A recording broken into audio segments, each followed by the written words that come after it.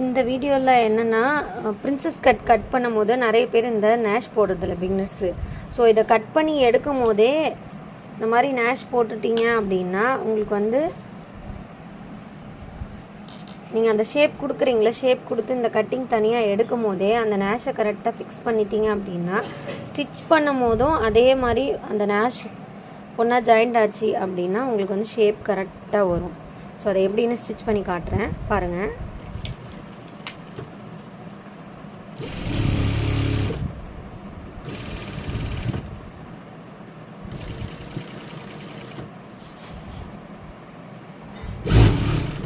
కొంచెం కమ్మి దాస్తి వరం కీழே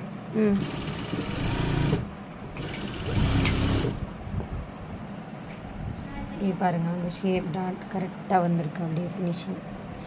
ஸோ இந்த டிப்ஸ் உங்களுக்கு பிடிச்சிருந்தா நம்ம பேஜை ஃபாலோ பண்ணிக்கோங்க. தேங்க்யூ.